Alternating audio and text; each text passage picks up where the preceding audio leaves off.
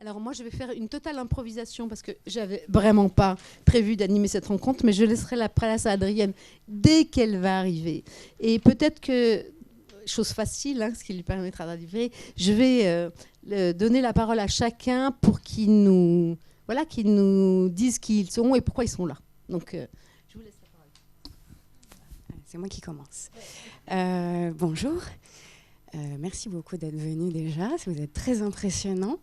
Je m'appelle Eve Guérich et je suis consultante en dramaturgie. Donc ça veut dire que j'accompagne les auteurs soit dans l'écriture, soit dans la réécriture de leurs projets. Et je suis là parce que j'ai aussi écrit un article sur les coproductions à l'international. Bonjour, moi c'est Elvire Munoz, je suis auteure, très très jeune auteure, je sors de l'école, enfin je suis sortie il y a 2 ans et j'écris 2 projets avec Étienne Chedeville qui est là, un qui s'appelle Gang System et l'autre c'est un projet que nous n'avons pas créé, ça s'appelle Alice et Lewis et c'est de l'animation, voilà, pour les enfants. Je te passe la parole. Il y a des micros, vous avez des micros, oui. Donc, comme dit Elvire, je m'appelle Étienne et je suis scénariste tout bébé aussi.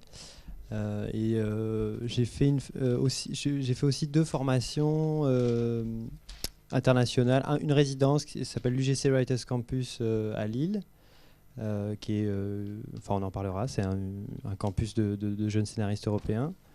Et une formation internationale qui s'appelle FIEST à Bruxelles. Bonjour, moi je m'appelle Laura Piani, je suis scénariste depuis un peu moins de 10 ans et là je travaille pour la première fois sur 2 projets de coproduction, une série franco-allemande qui va être tournée à l'automne et une série franco-italienne qu'on est en train d'écrire. Moi je m'appelle Laurent Mercier, scénariste aussi depuis une dizaine d'années. J'ai fait la formation Serialize à Berlin, qui est une formation sur l'atelier d'écriture et le poste de showrunner et évidemment les coproductions. Et depuis, j'ai participé à l'écriture d'une série pour Arte qui s'appelle Eden. Et je développe en ce moment une série qui s'appelle MH370 sur la disparition de l'avion du MH370, qui est aussi une coproduction internationale. Et voilà.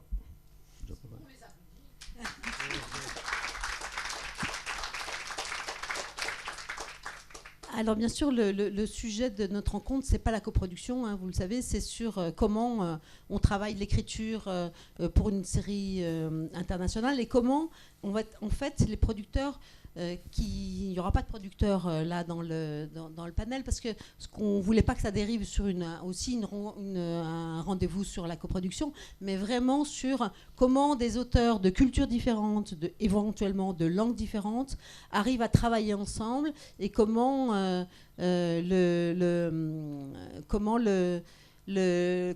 évidemment, comment ils se mettent en contact. Est-ce qu'un jeune auteur peut se glisser dans des groupes de travail dans le cadre de la série? Il y a une plus grande habitude sur l'animation en fait, de coécriture, je pense, et de séries internationales. Donc peut-être que je vais passer la parole premier aux personnes qui ont travaillé sur la série. Et puis, Louis Jacobet, qui est dans la salle, pourra aussi nous parler à un moment de l'aide qui a été lancée au CNC depuis peu de temps, depuis l'année dernière. Louis, si tu me couperas si je dis des bêtises, et qui, en fait, vise à encourager justement la coécriture entre des auteurs de nationalités européennes différentes. Donc voilà, donc c'est tout un ensemble de choses qui devraient peut-être nous permettre à arriver, dans le cadre de la série européenne en tout cas, d'un peu impulser des collaborations. Peut-être sur l'animation. Oui. Donc avec Elvire, on est rentré sur un projet d'animation qui s'avère être un projet international, sachant que nous, notre expérience internationale est très limitée, puisqu'on travaille avec un directeur d'écriture qui est français et qui est celui qui récupère les retours du Brésil, parce qu'en l'occurrence, c'est une coproduction avec le Brésil notamment. Et donc nous, on a uniquement travaillé en français, uniquement reçu des retours de TF1. Et donc, c'est pour ça que c'est particulier. C'est que c'est une expérience internationale sur le papier. Par la coproduction, Mmh. sur le papier, sur la coproduction et non pas sur l'écriture. D'accord. C'est ça. Mhm. Ça a failli à un moment. Et qu'est-ce qui a été le frein Qu'est-ce qui a empêché ce travail en collaboration avec des auteurs Alors nous, on n'est pas au courant de tout, mais il y a l'idée que... La série, c'était vous qui étiez à l'initiative de la Non, série non. Non, on est des jeunes scénaristes qui sont D'accord. Donc entrés vous êtes entrés sur une série qui était en train de se développer. Voilà. Et à un moment, il était question de partager l'écriture avec l'Italie, il me semble, qui est coproducteur aussi. Et ils ont réussi, ou ils ont voulu centraliser l'écriture en France. Voilà. Et donc... Donc de ce côté-là, je ne peux pas vous aider. l'animation, non. Peut-être, Ève, dans ton travail que tu as fait pour cet article, est-ce que tu as pu avoir des éléments qui pourraient nous éclaircir en fait, ce que j'aimerais savoir, moi, c'est qu'est-ce qui... Donc, le CNC a ouvert ses têtes parce qu'il y en avait peu.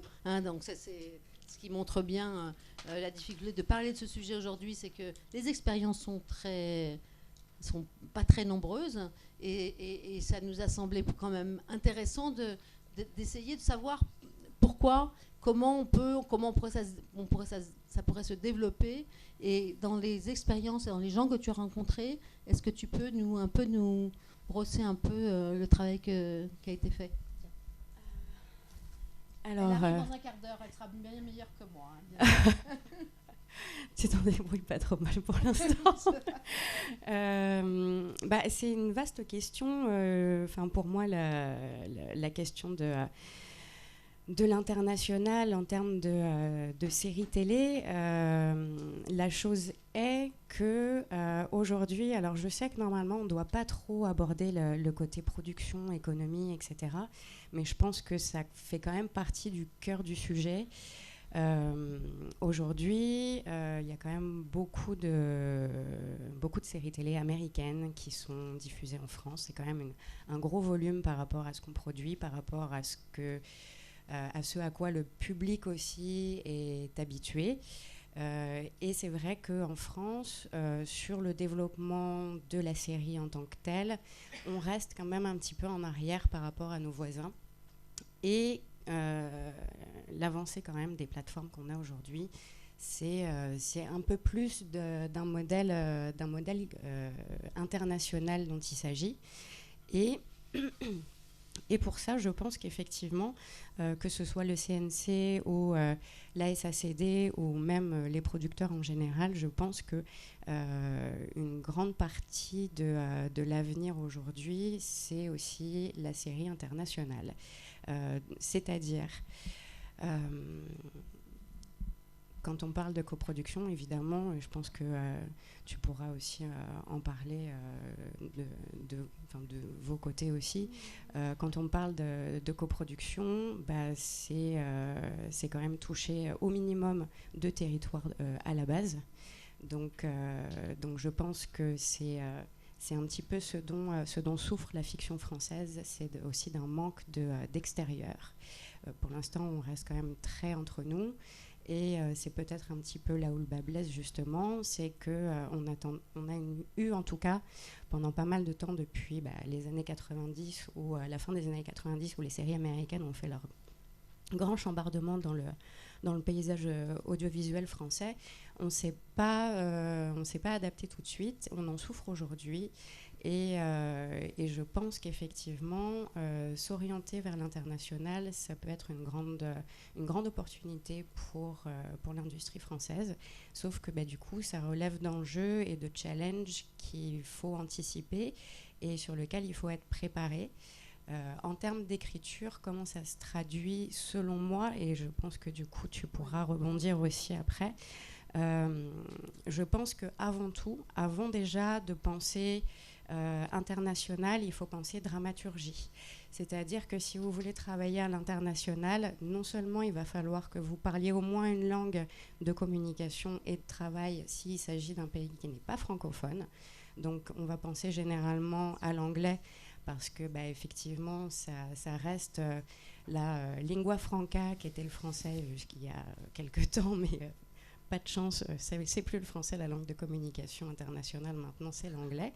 Donc il va falloir se mettre à jour aussi de ce côté-là.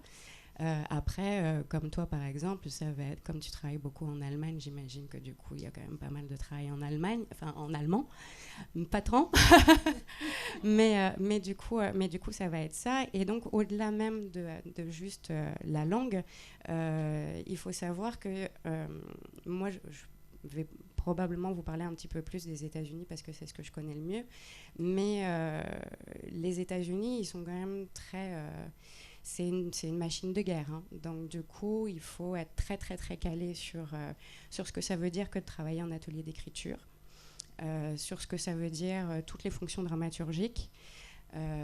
Donc déjà, ça, avant déjà de penser international, il faut penser formation, qui est très important, je pense. Ouais, juste pour compléter ce que tu dis, je pense qu'il y a deux types de coproduction qui se font. C'est une pour des raisons financières, de pays, de chaînes. Par exemple, l'occurrence d'Eden, ça a été aussi une volonté d'Arte France. Donc il y a une antenne en Allemagne aussi, puisque c'est une chaîne franco-allemande. Et la SVR, qui est une partie d'une chaîne publique allemande, de collaborer ensemble autour d'un projet qui a été choisi et qui était en l'occurrence Eden. Donc ça, c'est une première possibilité, des raisons financières, parce que quand deux pays mettent le même montant sur la table, ça permet de produire des choses qui ont une qualité qui ressemble à ce qu'on voit aux États-Unis ou sur des grosses productions. Donc c'est une vraie raison de cofinancer, c'est l'argent. Et une autre, c'est le sujet, le contenu, le type de projet. Et là, il y a deux types. Il y a eu il y a une première vague de projets qu'on disait un peu dans l'Europudding, c'est-à-dire des sujets, on essayait de créer des raisons un peu artificielles pour réunir des gens de pays différents autour d'une même intrigue. Et en général, ça mène un peu à des échecs quand même. Et après, il y a les contenus qui appellent structurellement un traitement international, c'est-à-dire sur plusieurs territoires. Et ça, il y a tout un certain nombre de sujets. Il y en a tellement, parce que maintenant on vit dans un monde tellement globalisé, etc., que je ne sais pas si on parle de la drogue, si on parle de l'économie.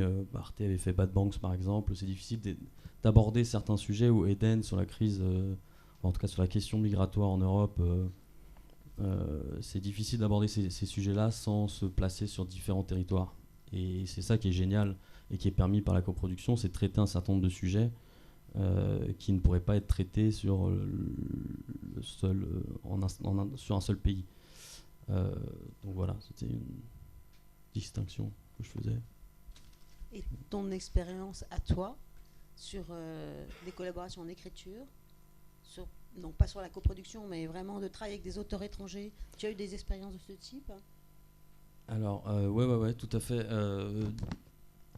Du coup, juste pour finir, forcément, nous en tant qu'auteurs, et vous en tant qu'auteurs, tous ceux qui sont auteurs, ce qu'on va chercher dans une coproduction internationale, c'est exactement ce que je viens de dire, c'est-à-dire traiter un sujet qu'on ne pourrait pas travailler juste au niveau français, et on se dit, tiens, il y a forcément une intrigue qui se passe là, ou là, ou là, donc du coup, qui va forcément intéresser d'autres marchés, etc. Après, sur l'écriture au sein d'une équipe, ça dépend du projet, ça dépend du nombre de territoires qu'il y a dans la série, ça dépend. Sur le cas d'Eden, le projet était franco-allemand, mais la langue à ce moment-là s'impose, c'est l'anglais. Qui va choisir la nationalité des auteurs, ça va être évidemment les producteurs qui vont décider, mais aussi avec les chaînes. Il peut y avoir, par exemple dans le cas d'Eden, je crois, Adrien n'est pas là, mais je crois que l'idée c'était le projet venait de l'Allemagne, mais du coup Arte et la chaîne voulaient un point de vue français, donc en plus des producteurs français, d'avoir au moins un auteur français dans l'équipe, donc histoire de mixer aussi les points de vue culturels, etc. Et dans ce cas-là, voilà, ça se fait comme ça. Après, C'est sûr qu'il y a des formations comme celle que j'ai fait Serialize, mais maintenant il y en a beaucoup. Tu en as parlé, je crois que tu en as fait une en Belgique. Mais il y a beaucoup de formations. Il y en a une qui existe aussi à Cologne, qui est une formation. Voilà, il y a beaucoup de formations qui sont ouvertes à des auteurs de tous les pays d'Europe ou du monde même, et qui permettent à des auteurs de différents pays de se rencontrer, d'échanger. Évidemment, la langue c'est toujours l'anglais principalement, ce qui est assez logique. Et donc de là peuvent naître des projets, des idées, des envies de collaborer ensemble. Et voilà, moi ça a été le cas. Évidemment, j'ai oublié de citer. Ouais. Pardon. Tu as fait Serial Eyes, toi, c'est ça? Ouais, j'ai fait ça. Ouais. Et je voulais juste citer. Un peu plus pour que... Ouais. Là, je voulais juste finir, c'était par rapport à Louis qui est là et le CNC. Il y a effectivement l'aide maintenant du CNC, le COCOI, sur l'aide de la coécriture. Voilà, exactement. Donc, il permet justement, une fois qu'on connaît des auteurs avec qui on travaille, qui travaillent sur un autre territoire, ça permet de financer le début d'un projet d'une façon conséquente sur un travail de coproduction internationale. Donc, moi, ça a été le cas avec un auteur, un ami allemand que j'ai rencontré du coup à Serialize. Et donc, voilà, sur un projet de coproduction internationale. Donc, voilà, c'est aussi un outil indispensable, mais je pense que Louis en parlera peut-être après. Mais peut-être que Louis, tu veux en parler maintenant? Tiens, non, juste pour compléter, je rebondis du coup sur la distinction que vous faisiez entre les deux types de coproduction qu'on observe à la fois, principalement en Europe, mais aussi maintenant à l'échelle francophone aussi, notamment avec des pays d'Afrique. C'est un constat que le CNC a fait, qu'il y a fait beaucoup de coproductions plutôt du premier type, parmi les deux types que vous distinguez. Et l'envie, sur la base du fait que les conditions étaient un peu réunies, notamment en termes de formation avec Serialize, mais aussi avec le Series Lab, Serimania, cette formation à Cologne, la formation en Belgique, que les auteurs avaient aujourd'hui des occasions de se rencontrer à l'international, donc de travailler avec des auteurs d'autres pays. Et donc l'idée était d'encourager ce deuxième type de coproduction qui sont en fait initiés par des auteurs dès le départ, avant même d'avoir signé une option avec un producteur, de coécriture à l'international sur un sujet qui s'y prête en effet, mais au fond qu'est-ce que c'est qu'un sujet qui s'y prête? C'est une des questions sur lesquelles on tâtonne et c'est pas forcément un sujet qui est en soi au premier abord international. En tout cas c'est une écriture internationale avec des auteurs donc soit francophones, soit européens, et donc de résidents ou de nationalité francophone, résidents ou de nationalité européen. Voilà. Je pourrais compléter après si d'autres ont des questions. peut-être arrêtons-nous un petit peu sur les formations du coup. Pourquoi tu as été sur cette formation? Qu'est-ce qui t'a poussé à... Comment ça se passe concrètement? En quoi, si tu veux, dans ta carrière, pourquoi tu t'es arrêté tout d'un coup en disant je veux m'arrêter un temps? Combien de temps ça dure? Raconte-nous un peu. Alors, tu as fait quoi comme formation initiale? Moi j'ai fait le conservatoire d'écriture à Paris. Et donc du coup après cette école que j'ai fini assez jeune, j'ai écrit 3-4 ans pour la télé française, mais c'est pas facile au début et c'est un peu décourageant aussi parce qu'on n'est pas forcément, on se retrouve pas forcément dans ce qui est produit ou etc. Donc à un moment donné, moi voilà, c'est pas que j'ai hésité à arrêter, mais j'avais un moment donné où je me disais bon, et je suis tombé sur cette formation qui commençait, qui s'appelle Serialize à Berlin, donc une formation de 9 mois en anglais à plein temps. Donc il faut vivre pendant 9 mois à Berlin, ce qui est pas une mauvaise chose en soi, hein, mais effectivement il faut pouvoir se le permettre. C'est une formation qui est relativement gratuite, si je dis pas de bêtises, ouais, c'est ça. Et du coup c'est une formation à l'atelier d'écriture et au showrunning. Et donc l'atelier d'écriture c'est la Writer's Room. Donc là le chef pédagogique de la formation c'est Frank Spotnitz, qui est un scénariste américain qui avait fait ses armes sur X-Files et qui est arrivé en Europe en même temps que du début de la formation, qui du coup est basé à Londres et qui fait beaucoup de séries. Il a fait The Man in the High Castle, il y a aussi eu Transporteur, enfin des trucs assez variés. Et donc c'est lui le chef pédagogique de la formation, et il y a tout un panel de professionnels, de producteurs, d'auteurs, réalisateurs et diffuseurs, qui de toute l'Europe, donc de l'Italie, du Danemark, de l'Allemagne évidemment, de la France, de l'Angleterre, etc., qui viennent donner des cours, faire des sessions d'une semaine, des sessions de 3 jours, sur que ce soit le financement des séries, la production artistique, la façon de manager les équipes, évidemment la dramaturgie elle-même, même si on est censé avoir déjà une base dramaturgique importante, ou en général, normalement, elle est, si je dis pas de bêtises, on est obligé d'avoir une expérience professionnelle, même si elle est minime, mais voilà. Donc voilà, ça c'est pour la formation Serialize que je vous recommande vraiment parce que c'est vraiment une Pourquoi formation. tu l'as fait vraiment? Moi je l'ai fait vraiment parce que la formation est basée vraiment sur 52 minutes. Bon, maintenant le format 30 minutes est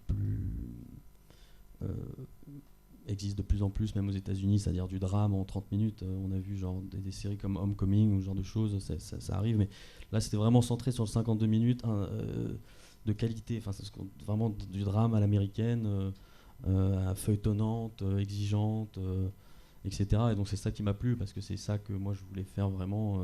J'étais pas forcément intéressé par les formats courts ou les unitaires, etc. Donc c'était vraiment ça qui me donnait vraiment envie d'y aller. Et puis les professionnels qui qui participent, qui donnent des cours, etc. qui sont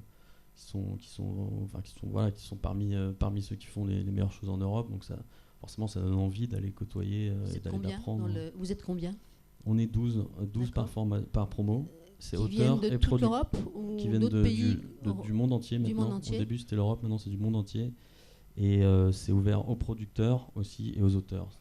C'est-à-dire aux producteurs qui veulent vraiment se focaliser sur l'écriture, etc. Encadrer l'écriture, etc. Mais c'est principalement quand même des auteurs. Ouais. Et là, tu as noué des relations tu as travaillé avec des gens, tu es encore en contact avec eux? Oui, avec les gens avec qui tu as fait cet atelier? Oui, bah, là il y a Alexandre qui est là, qui a aussi fait Serialize avec moi dans la même promotion. Mais sinon, il y a l'auteur allemand avec qui je coécris aujourd'hui le projet, qui a eu la chance d'avoir l'aide du CNC sur le COCOI. Mais du coup, oui, ça fait des liens. Et les générations d'après, il y a tout un réseau d'anciens élèves.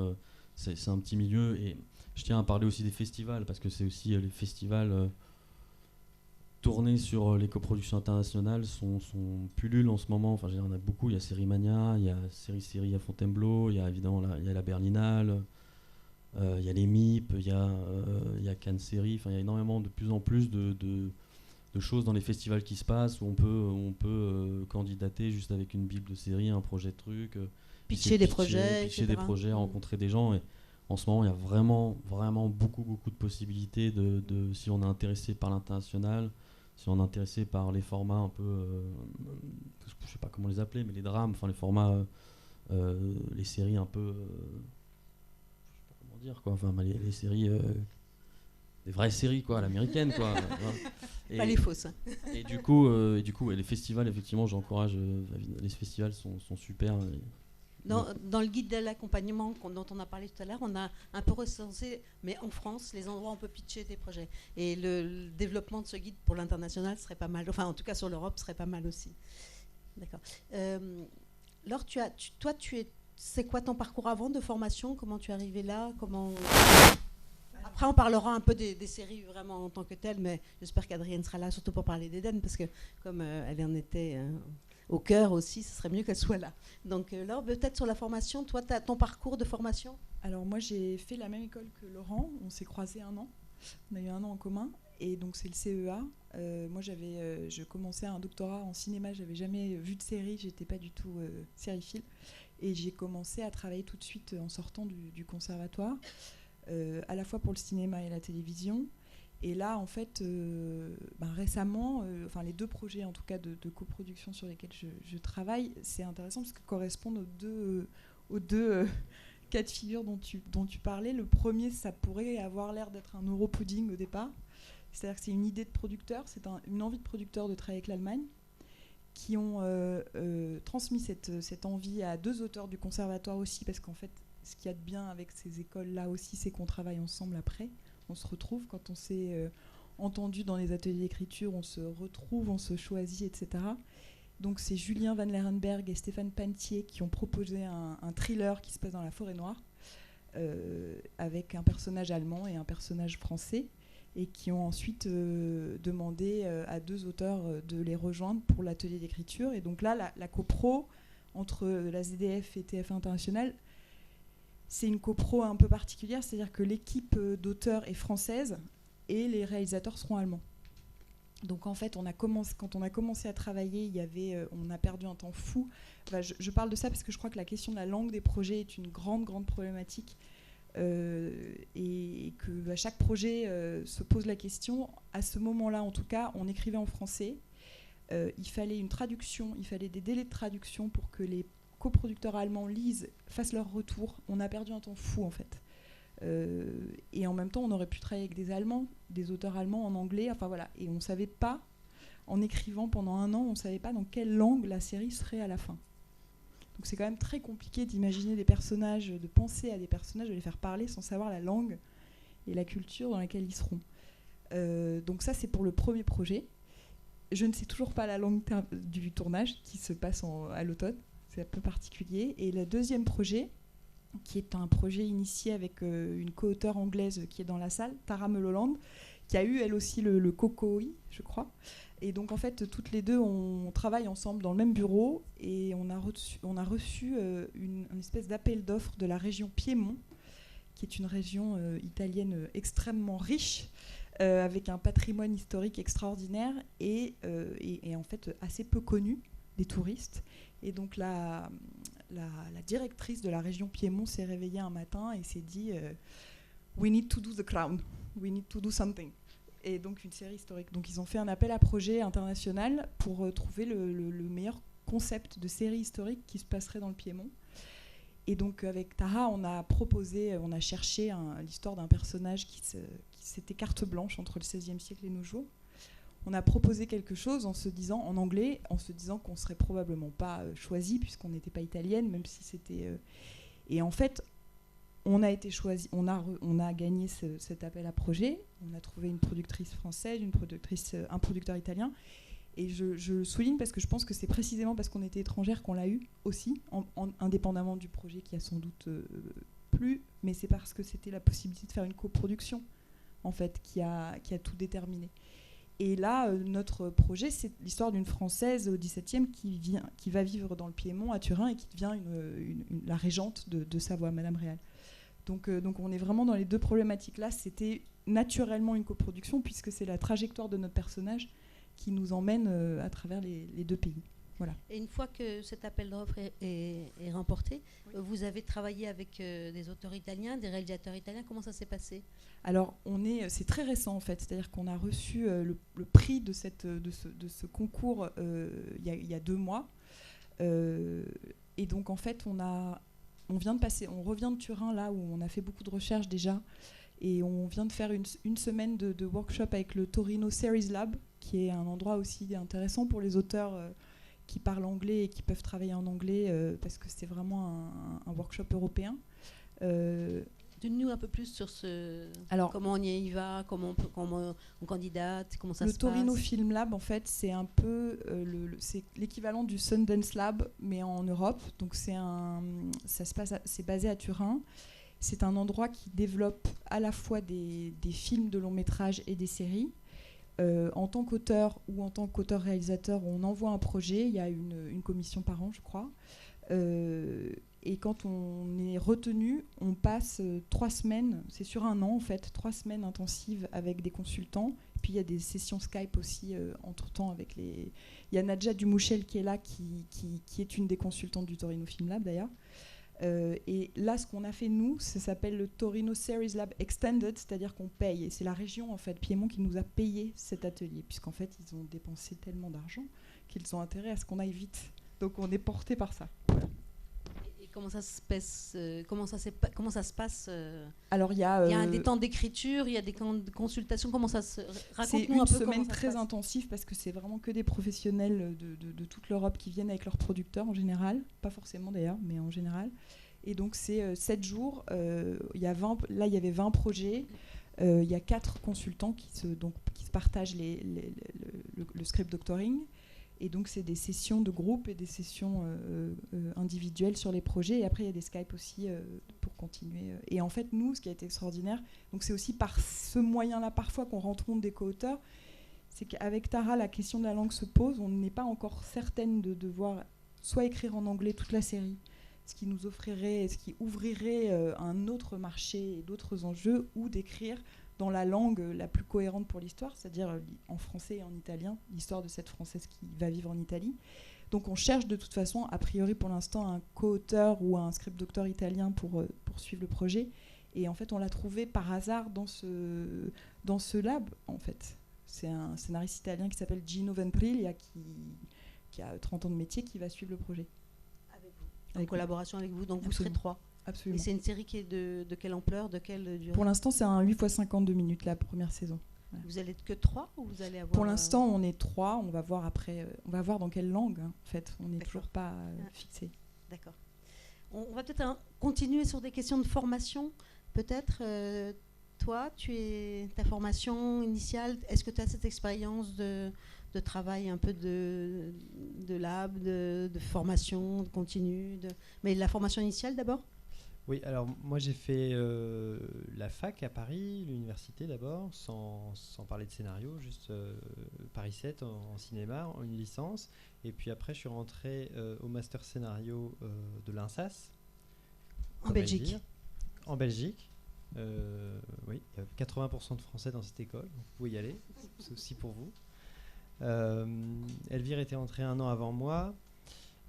C'était plutôt centré sur le long métrage. Sur le court métrage aussi, mais surtout sur le cinéma. Et puis peu à peu ils se sont ouverts à la série, si bien que cette année ils ont ouvert une formation en collaboration avec d'autres pays qui s'appelle Fiest. Et donc il y a la Belgique, la France, la Tunisie, le Liban, le Maroc et l'Italie. Il n'y a pas d'élèves en Italie. L'Italie filme des contenus de formation pour nous qu'on voit sur internet, voilà. Et donc on est 6 par pays et on travaille en atelier d'écriture au sein de chacun de nos pays. Donc on est quand même 6 Belges à travailler ensemble. Enfin, je suis pas belge, mais on est 6 à travailler ensemble d'abord, et puis de temps en temps on a des Skype. En avec France, tous c'est les... qui? Quelle école? En France, c'est à Toulouse. À l'ESSAV. Ouais. Voilà. Et donc c'est là où j'ai eu mes premières expériences d'atelier, de mini-room, je dirais. C'est-à-dire qu'on est 3 et on discute, on fait des tableaux, on fait des post-it, on s'engueule, enfin voilà. Et puis on découvre peu à peu l'efficacité qu'on peut avoir en écriture tout d'un coup à plusieurs. Ce qui est assez étranger au départ. Au long métrage, on apprend à prendre des retours pour soi-même. Et là, on a des retours en direct qui permettent une efficacité, une meilleure efficacité. Du coup, vous avez des liens avec tous les autres pays, les étudiants des autres pays ou pas? Oui, alors c'est la première année, donc c'est encore en organisation. On a eu quelques sessions Skype, et puis j'espère, mais je ne sais pas si je peux en parler tout de suite, mais on va essayer de se rencontrer en fin d'année. Voilà. D'accord. Ok. Alors, on va laisser Adrienne se poser parce qu'elle est arrivée. Donc nous sommes contentes. Je vais lui laisser la place, ou alors elle va se mettre à côté de moi. Et on en est à la formation, Adrienne.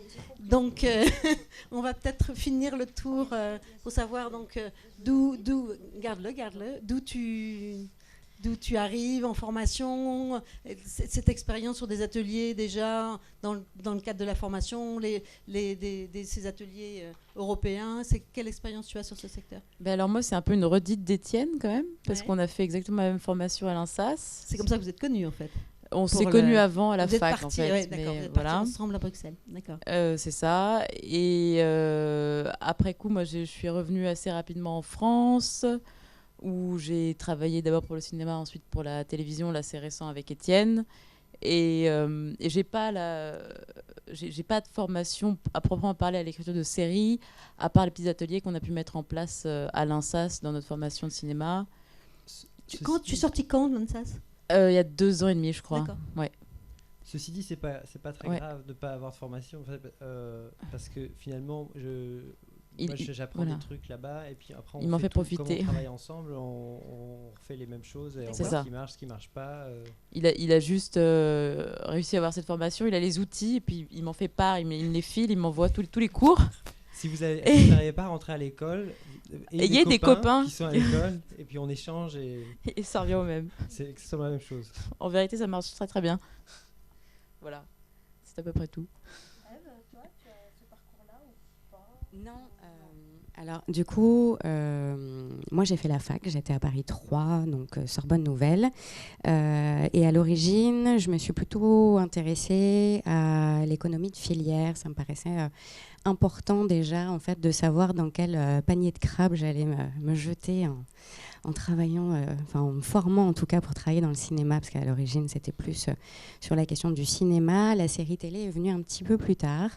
Et c'est là où j'ai aussi fait le CEA, mais en direction littéraire, ce qui était absolument passionnant parce que déjà les formateurs sont des professionnels actifs, et puis c'est un vrai nouveau monde quand on vient juste du film. Il faut quand même savoir qu'on n'écrit pas une série télé comme on écrit un film, donc ça c'était aussi passionnant. Donc pour ceux qui ont des âmes de faiseurs de pulse, c'est quand même une mécanique assez incroyable. Et ensuite, je suis rentrée dans une agence qui s'appelle iConcept, qui s'est spécialisée aussi dans la série télé, mais pas que, qui ont pas mal de différents départements. Et donc là, j'ai continué aussi en tant que consultante à me former aussi à leur méthode. Ils ont développé une méthode qui s'appelle le 1, 2, 3 et que tu dois connaître.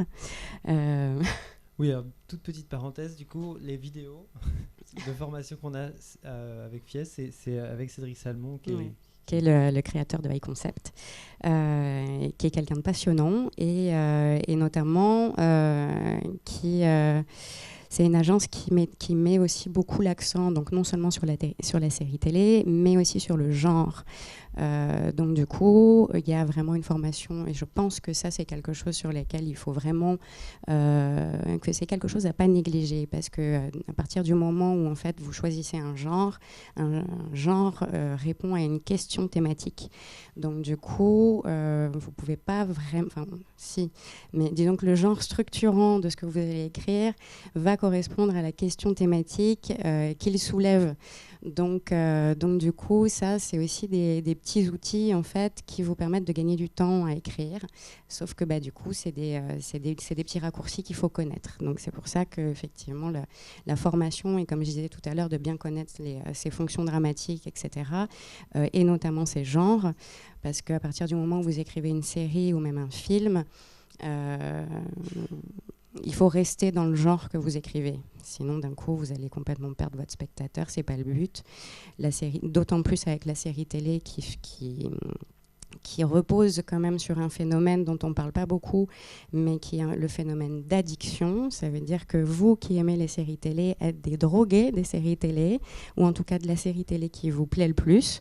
C'est le principe fondamental d'une série télé, c'est le fait de faire revenir le spectateur, enfin en tout cas le téléspectateur. Donc du coup, ça aussi, c'est des mécaniques qu'il faut connaître. Donc du coup, voilà. Et l'addiction en fait partie. Comme justement Cédric dit très bien, et je pense que tu as probablement dû l'entendre dire déjà, si vous allez au supermarché et que vous achetez un yaourt à la fraise et que vous l'adorez, et que les fois suivantes, vous reprenez la même marque de yaourt à la fraise et qu'il n'a pas le même goût, vous allez arrêter de l'acheter. Bon. En tout cas, ce qui est sûr, on voit bien que ces ateliers, les endroits où on pitch, où on rencontre d'autres gens autour de son projet, c'est des accélérateurs incroyables de rencontres, et puis même des accélérateurs pour les projets en tant que tels. Et je vais donc m'arrêter moi, laisser la parole à Adrienne, que je salue. Merci beaucoup. Désolée d'avoir été en retard, c'était pour la bonne cause.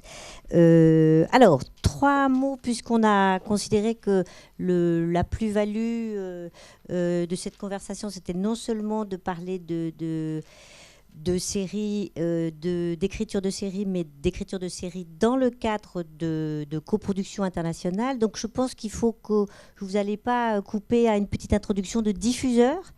à savoir que la nature des mandats des interlocuteurs avec lesquels vous allez travailler varie infiniment et qu'il est intelligent d'en avoir la connaissance et l'intuition surtout, quitte à les pousser à sortir de leur zone de confort de manière un peu subtile et intelligente, mais néanmoins, ils ont une zone de confort et il faut la connaître. Et c'est une zone de confort qui revient à des questions de sujet, de grammaire, de genre, de pureté du genre. Déjà, si vous commencez à parler de comédie dramatique, vous pouvez déjà en perdre quelques-uns sur le bord de la route. Donc, il faut être effectivement assez subtil dans les prémices des pitchs et dans les premières propositions. Donc, aujourd'hui, à l'international, vous avez, en coproducteurs potentiels, vous avez des télévisions avec des mandats qui varient énormément, des chaînes cryptées, des chaînes qui ne le sont pas, des chaînes qui existent depuis 40 ans dans un paysage audiovisuel où il y a déjà 100 télévisions. C'est un peu la différence entre la France et l'Allemagne au moment où naît Arte. En Allemagne, il y a 30 ans, c'est 40 télévisions sur le câble, et Arte en est la 41e, et en France, on est ce que vous connaissez de la télévision il y a 30 ans. Je ne vous apprends rien. Donc du coup, connaître le paysage concurrentiel des interlocuteurs auxquels que vous sollicitez, connaître leurs cases, avoir regardé un petit peu ce qu'ils ont fait et éventuellement leur proposer justement de se décaler, pour moi c'est le premier conseil donné. Et surtout, c'est un conseil qui est d'autant plus valable qu'il est valable aussi en coproduction internationale. C'est pour ça que les premières questions qu'on pourrait se poser, c'est de savoir qu'est-ce qui peut générer un high concept à potentiel international versus ce que font beaucoup de télévisions, à savoir, et de manière parfois totalement légitime, hein, c'est pas du tout un jugement de ma part, versus l'adaptation de format. Et donc là-dessus, je me demandais, Ève, si vous aviez ne serait-ce que des interrogations à partager.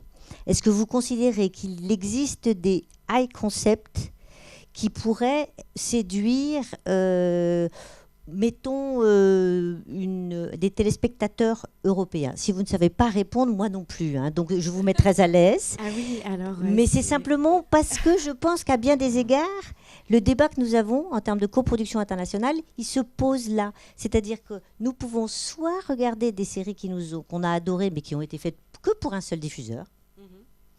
Et dans ces cas-là, on se dit, on l'adapte avec des personnages et des données locales, enfin locales ou domestiques, on va dire, comme disent les Anglais.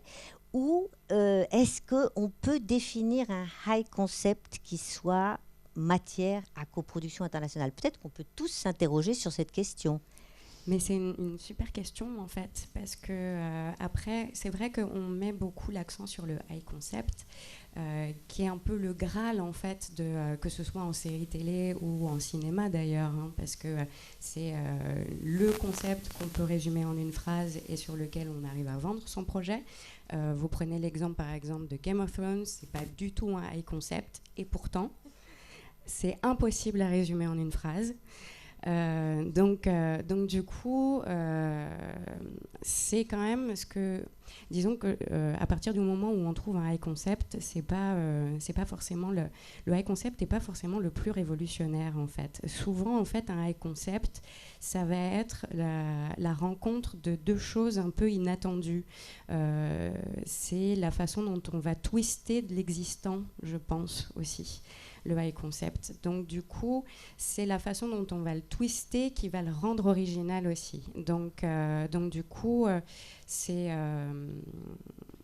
après, c'est vrai qu'à partir du moment où on a un high concept, c'est tout de suite vendeur parce que c'est tout de suite visuel. Donc à partir de là, c'est sûr qu'on a un petit peu plus de chances de remporter la mise, je pense, là-dessus. Mais c'est pas forcément un high concept qui va faire une série non plus phénoménale en fait. Ça peut être, j'en sais rien. Hein, là, comme ça, j'ai pas de série. Si vous prenez Breaking Bad, c'en est un par exemple de high concept. Mais du coup. On en a vu beaucoup, c'était quelque chose qui était très courant dans les années 90. On a cherché beaucoup ça, en tout cas aux États-Unis, les high concepts. En France, on est un petit peu moins fort là-dessus. Mais je pense que ça vient, la façon dont on développe un high concept, je pense, elle vient avec beaucoup de pratique. C'est-à-dire qu'il faut chercher des idées en permanence, les retourner dans tous les sens, pitcher, s'entraîner beaucoup à pitcher. Après, c'est sûr que comme c'est quelque chose qui tient, qui est tout de suite accrocheur, il y a plus de chances qu'il soit vendeur. Il y a moins de travail d'explication pour essayer de comprendre ce que c'est. Une série télé, en plus, pour moi, et je pense qu'en tant que diffuseur, vous serez peut-être d'accord avec moi là-dessus, quand on réfléchit à une série télé, il faut réfléchir déjà dans le genre dans lequel on est, comme vous disiez tout à l'heure, mais surtout à quel est la série un peu parent, en fait, de votre propre projet, parce qu'il y a rien de plus rassurant que ce qu'on connaît déjà. Et c'est pour ça, du coup, qu'on cherche aussi des high concepts, puisque c'est ce twist qu'on cherche, en fait. Ça veut dire que c'est du connu, c'est un peu l'inquiétante étrangeté. En fait, c'est du connu surprenant. Donc, ça va être, oui, en fait, ma série, c'est telle série, mais avec tel truc en plus. Et ça ne veut pas dire qu'on copie, et ça ne veut pas dire que c'est moins d'efforts de travail, mais sur l'international, je pense que, comme tu disais tout à l'heure, Laura, sur l'international, je pense que c'est toujours plus intéressant en termes d'écriture quand c'est le sujet qui appelle l'international. Parce que, par exemple, on a pu voir des tentatives de coproduction, notamment avec les États-Unis, TF1 et France 2, qui ne sont pas forcément soldées par des grands succès d'audience, parce qu'elles étaient quand même très fortement financières, ces coproductions-là. Et vous avez des coproductions parfois où on ne se rend même pas compte de quels sont les pays qui sont impliqués dans le développement. Ça, c'est un bon effectivement point et un bon pivot pour rebondir sur la question des expériences des uns et des autres qui sont toujours très intéressantes pour des coproductions qui n'étaient pas des coproductions financières mais qui sont au contraire des coproductions à l'écriture. Alors juste pour parler d'Eden, et de Valkyrie d'ailleurs, ça sera intéressant justement de mesurer à quel point l'idée du high concept n'était pas forcément l'obsession initiale, qu'on était plutôt sur, là en l'occurrence, en ce qui concerne Eden, sur la nécessité de déployer, compte tenu de la thématique du projet, qui était la réaction de l'Europe à la présence et les flux migratoires et la question de l'accueil. Donc c'était une question qui traversait l'Europe et qui à ce titre était européenne. Et par ailleurs, Arte a toujours travaillé avec les Allemands, mais pour constituer la chaîne. Et là, c'était la première expérience d'écriture en amont. Donc sur Valkyrie, j'imagine que la thématique était différente. Donc ça serait bien de vous entendre parler et l'un et l'autre d'à quel point cette thématique... que la thématique a quand même été moteur dans l'envie de travailler avec des scénaristes des deux bords. Je commence parce qu'en fait, alors excuse-moi Adrienne, j'en ai parlé un tout petit peu avant, mais tu l'as déjà fait. Non, mais en fait, le point de départ de Valkyrie, c'est une envie de Banijay International de bosser avec l'Allemagne. Mais ce qui est très intéressant, c'est que nous, auteurs, face à ça, on n'a pas de prise, ça ne nous inspire pas. C'est d'un grand cynisme. C'est pas ça qui fait écrire, en fait. Et du coup, ce qui était intéressant comme trajet, c'est que, ok, donc c'est ça la contrainte, il faut que ça se passe en Allemagne. Il faut que ça se passe à la frontière entre la France et l'Allemagne. C'est un thriller, il faut un personnage français, un personnage allemand. Qu'est-ce qu'on fait avec ça? Comment on met du sens dans ce début d'histoire-là? Et en fait, avec donc les créateurs et mes co-auteurs, on s'est posé la question de la frontière. Qu'est-ce que ça raconte, une frontière, puisqu'on doit raconter une histoire qui se passe sur une frontière. Et donc on a filé cette idée-là pour raconter Valkyrie. Valkyrie, donc un groupe de femmes qui rend justice, et donc la frontière entre le bien et le mal. Donc en fait, c'est de cette contrainte-là qu'est arrivé le sujet. Donc c'est pour ça que parfois on a l'impression, quand on est scénariste et qu'on est face à une commande, qu'on pourra pas trouver comment mettre de soi, comment être sincère, et en fait, je pense que c'est toujours possible. Ça prend juste un peu de temps parfois. Voilà, ça c'est pour Valkyrie. Donc le bien c'est la France et le mal c'est l'Allemagne. Et ça peut changer aussi Oui, au deuxième épisode. Oui, non, effectivement, on en a parlé un peu tout à l'heure. Effectivement, je pense que de toute façon, n'importe quelle fiction, la force du sujet, l'engouement qu'on a, les fils qu'on peut tirer à partir d'un sujet qui nous tient à cœur, qui nous touche en tant que citoyen lambda, en tant qu'auteur, etc. Effectivement, pour moi, c'est à la base de tous les projets, et peut-être plus, évidemment, des coproductions internationales, parce que à partir du moment où on met plusieurs territoires en commun, c'est souvent politique ou historique. Bon, tout à l'heure, tu as parlé de l'histoire, mais c'est évidemment que les sujets historiques sont encore plus propices à la coproduction, puisqu'en général, si on parle d'une guerre, il y a deux pays qui se font la guerre. Si on parle c'est souvent et puis quand on remonte plus long en arrière, on peut tourner des trucs en anglais parce qu'on est incapable de reproduire la langue d'un pays il y a 500-600 ans. Donc, et puis les sujets historiques ont quelque chose d'universel qui appartient à tout le monde et pas seulement aux habitants du pays dans lequel c'est passé. Donc voilà, je sais pas quoi dire de plus, si ce n'est que effectivement, voilà quoi, je sais pas.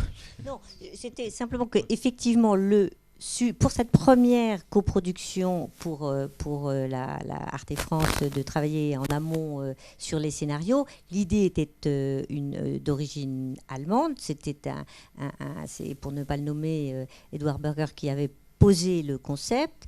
Laurent, vous avez pu travailler, je vous vois à l'occasion de cette formalité. Vous avez travaillé sur tout le démarrage de l'écriture, et à bien des égards, c'est intéressant de dire que nous n'avons pas eu de problématiques sur le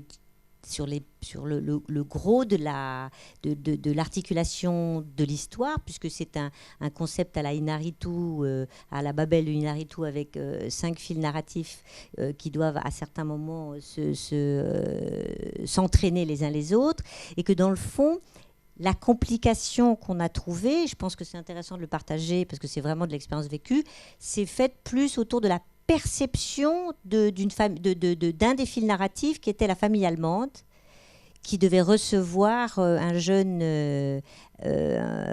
héberger un jeune Syrien, et que c'est en fait autour de la caractérisation de ces personnages qu'il y a eu le plus de difficultés au démarrage.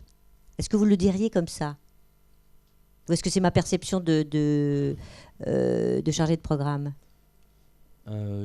Sur ce plot-là, sur cette intrigue-là, effectivement, il y a eu plus de débats que sur les autres.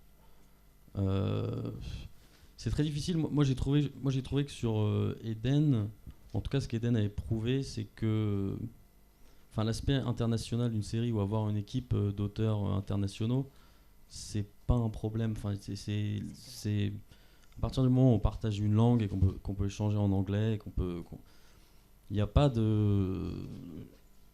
En tout cas, si par exemple sur un film comme une intrigue comme celle-ci, il y a eu des débats, etc., je ne crois pas que ça soit culturel ou que ça vienne du fait que c'était une coproduction. Donc Non, c'était pas. C'est absolument ce que je cherchais à vous faire dire, en l'occurrence, c'est que c'était dramaturgique, et c'est la perception que de la représentation de certains personnages qui pouvaient, alors là pour le coup, renvoyer vers ce qu'on peut imaginer comme déterminisme et comme clichés, et que c'était la déconstruction des clichés, chacun avec une perception des clichés de son propre pays qui a pu créer parfois quelques frottements, mais que dans le fond la dynamique générale, elle s'est passée exactement comme dans n'importe quelle série avec une structure dramatique un peu compliquée. C'est-à-dire que ça prend du temps, et que le gros de votre exercice a quand même été dédié à justement marier ces différents fils dramatiques entre eux. Oui, mais qui est le propre effectivement des séries à point de vue multiple, la Babel, où on tire 5-6 fils narratifs qui ne sont pas intrinsèquement liés et qui sont pas et qu'on peut lier un petit peu parce que c'est agréable de confronter les histoires, etc. Mais effectivement, toute la question se pose de la gratuité on a une intrigue qui se passe en Grèce, on a une intrigue qui se passe en Belgique, une intrigue qui se passe en France, en Allemagne. Donc la question après, c'est est-ce qu'on les lit, est-ce qu'on les lit pas après c'est vraiment de la dramaturgie effectivement de base, sur n'importe quel type de série. Mais encore plus sur ce type-là de série. Donc, en fait, ce qui est intéressant, c'est de s'apercevoir que c'est moins au niveau des scénaristes qu'il y a peut-être des tensions qui peuvent émerger, que de ceux qui sont les investisseurs dans la série, à savoir quand vous avez autour de la table une chaîne culturelle franco-allemande qui ambitionne de faire 5 ou 6%, et quand elle fait 5 ou 6% de part de marché, elle hurle de joie dans les couloirs, et une chaîne qui est aussi une chaîne de service public comme la SWR, avec le réseau ARD des ghettos, mais qui a, elle, un minimum de 15% à faire dans un marché encore bien plus frontalement concurrentiel que le marché français. Et donc, en fait, la difficulté, elle vient de là, puisqu'elles vont émerger des histoires de genre auxquelles vous faisiez allusion, de la précision du genre et du fait de rester sur un genre qui ne soit pas trop troublant pour le spectateur, et des questions de grammaire, de rythme, de dimension littérale du déploiement du plot ou d'usage des ellipses. Et là, c'est un peu comme si on devait coproduire avec TF1, avec d'autres types justement de paramètres ou simplement de démographie de spectateurs. Donc, et ça, c'est aux antennes de résoudre cette problématique-là et pas aux auteurs, je pense. Et donc là, je pense que Eden le fonctionnement d'Eden, chacun a accepté de faire un pas vers l'autre. Oui, une coproduction, c'est comme en politique. On réunit autour de la table des gens de divers horizons. Donc, évidemment il faut avoir de l'ouverture de l'esprit, que ce soit au niveau des auteurs entre eux, des producteurs entre eux et des chaînes entre elles. Et effectivement, la ligne éditoriale de l'Arte n'est pas exactement la même que celle de la SVR. Donc, mais il y a bien une volonté de collaborer. Donc, c'est toute une affaire de souplesse, j'imagine. De la même façon que dans une... Et l'art du malentendu, je pense. Il y a beaucoup l'art du malentendu. Il y a l'art du malentendu. Il y a des malentendus qui n'ont pas survécu en même temps, parce qu'effectivement, la famille allemande qui reçoit ce jeune Syrien, l'ironie initiale qui avait été écrite dans le projet, n'a pas tenu, c'est-à-dire que la SWR a considéré qu'il n'y avait pas d'ironie à déployer autour de ces personnages, et que donc la réticence et le rejet s'est situé dans la génération du dessous de ce jeune homme de 15 ans. Les personnages grecs et la famille grecque, on a tenu à ce qu'elle reflète mieux la dureté de l'économie grecque, intuition que n'ont pas forcément toujours eu les auteurs initiaux. Sur le couple d'orientaux syriens, on a donc déployé l'idée que une fois dans l'intimité, cet homme et cette femme, ce mari et cette épouse, soient extrêmement directs dans leur adresse l'un à l'autre, et que personne ne regardait ses chaussures, et qu'il n'y avait pas de voilà. Et donc c'est toutes ces plus-values vis-à-vis des idées reçues qu'il faut prendre le temps de déployer. Et alors donc du coup, Laura, je sais pas à quel stade vous êtes de ces 2 épisodes sur Valkyrie, mais c'est un peu voilà, vous avez, à partir d'une contrainte financière objective, de production, vous êtes arrivé à faire pousser ce qu'on espère, donc ne pas être un euro-pudding trop lourd. Et donc mais c'est intéressant parce que je ne sais pas si c'est une particularité avec l'Allemagne, je pense quand même qu'on ne peut pas ne pas avoir en tête ce que tu disais sur la politique et la diplomatie et les relations entre les pays et l'histoire récente. C'est vrai que très vite, les producteurs allemands et la chaîne ont fait des retours sur leur peur, leurs réserves face aux personnages allemands trop organisés, trop carrés, trop... Non mais vraiment, alors que c'était totalement inconscient de notre part. Mais malgré tout, a priori, ça nous avait... Mais en fait, ils sont dans une sursensibilité avec laquelle il faut faire, puisque c'est comme ça. C'est comme ça. Donc, c'est pas la peine de le mépriser, c'est intéressant à contourner. Du coup, tous nos personnages français sont psychorigides. On a pris le contre-pied. Surtout que ce sont des personnages qu'on rencontre. Enfin, ça n'est pas une spécialité d'un pays. Voilà, partout. Mais effectivement, là, on a compris qu'il fallait faire très attention. C'était sensible. Et je voudrais aussi demander à Étienne de nous dire 3 mots sur Hippocampus. Donc, toujours pour en revenir à cette idée de est-ce qu'on considère qu'il y a un high concept un peu qui peut créer des ponts spontanément ou pas, hein. Peut-être que la conclusion sera qu'il n'y en a pas. Des ponts internationaux sur Hippocampus. Alors Hippocampus, c'est un projet de 26 minutes que j'ai déposé à l'UGC Writers Campus à Lille. Donc j'ai passé 7 jours à m'entraîner à pitcher avec les auteurs de Mad Men, entre autres. C'était très bien. C'était super. Non, pas du tout impressionnant. J'étais un peu... Voilà. Mais c'est très impressionnant aussi aujourd'hui. Mais c'était formidable. Et en fait, ça donne une confiance en anglais. Parce qu'on est français. Et donc, quand on est français, on est... Ah oui, excusez-moi, je parle pas très bien. Alors qu'on parle à peu près comme les autres. Et puis, ça donne aussi... on était 20 autour de la table, 20 Européens, à se faire tous, plus Israël, à se faire des retours. Et à force, on voit ce qui est universel à l'intérieur de l'histoire. Après, est-ce que ça aboutira sur une coproduction internationale ? Je ne sais pas. Le fait d'avoir pitché en anglais devant une distributrice suédoise, une productrice anglaise, et de dire ah tiens fais-nous lire, on verra.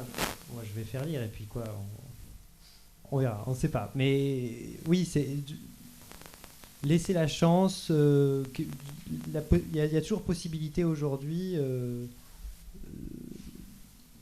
puisqu'on a l'anglais, de communiquer avec d'autres pays sur un projet.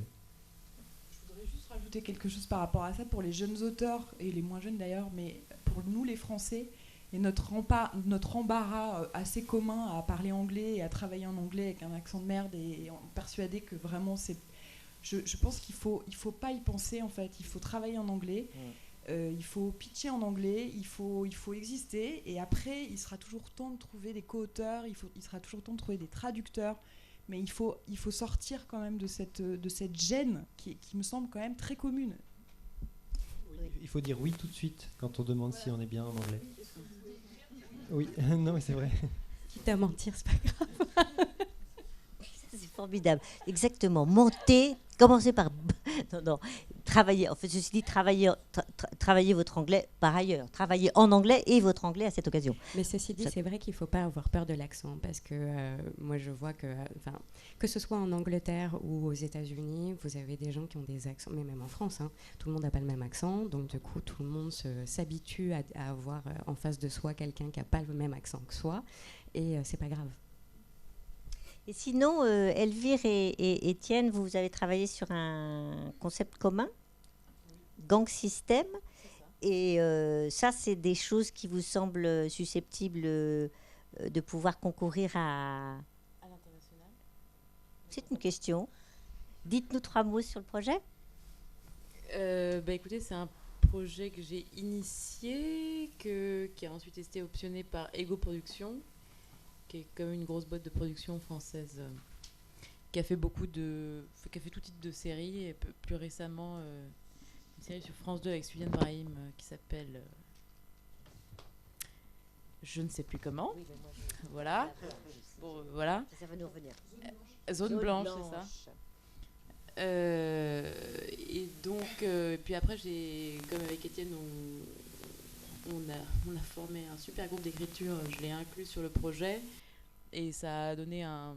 Voilà, j'étais toute seule au départ. Le projet a eu de la chance d'être optionné, mais il fallait donner un coup de fouet à la Bible. Et tout seul, c'est pas possible, quoi. Et Étienne est venu dessus. Et on a commencé aussi à intéresser un réalisateur pour donner un certain cachet au projet, parce que nos noms, personne ne les connaît. Et oui, une coproduction à l'international, pourquoi pas. On n'est pas encore là dans les démarches. Pour l'instant, on essaie d'intéresser plutôt un diffuseur français. De toute façon, ça va démarrer comme ça. Parce que le fait de pouvoir avoir un ancrage domestique et d'avoir un premier coproducteur va donner l'assurance au producteur de pouvoir faire ça. Fonce des portes ouvertes, là, vous pouvez me faire signe en disant non, ça on sait, c'est bien. Donc du coup, mais c'est vrai que après c'est la loi de René Girard, c'est ce qui est désiré désirable. Hein. C'est donc du coup avoir un intérêt de principe à l'intérieur de l'ensemble des dispositifs qui sont déployés aujourd'hui par des créateurs pour analyser des projets et avoir eu l'occasion de pitcher et de se confronter à plein d'avis différents. C'est parfois rude pour le moral, mais c'est parfois aussi extrêmement intéressant. Et en fait, on en revient systématiquement à la question du collectif, mais du collectif avec en plus plein de avec des potentiels malentendus, mais qui peuvent être fructueux du point de vue créatif. Ça, c'est vraiment le constat qu'on prend. Après, est-ce que vous seriez... Alors là, c'est le diffuseur qui s'adresse aux créatifs. Est-ce que vous, l'idée de travailler sur une adaptation de format, vous donnerait envie? Oui. Voilà, il faut toujours dire oui.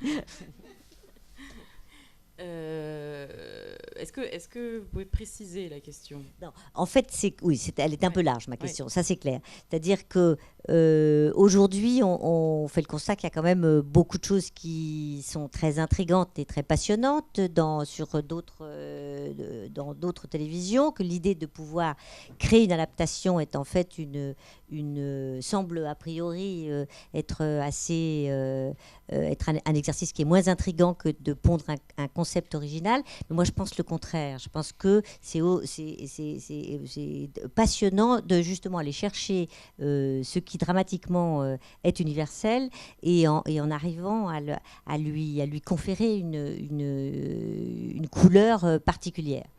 Et donc je me demandais si vous aviez, vous, repéré des choses que vous seriez curieuse de pouvoir déployer. Si ce n'est pas le cas, ma question tombe à plat, ce qui n'a aucune espèce d'importance. Il y a plein d'autres choses intéressantes à raconter. Moi, je travaille sur une adaptation là, produite par Gaumont. C'est une série québécoise qui s'appelle Plan B. Je ne sais pas si certains d'entre vous l'ont vue, qui est une merveille absolue.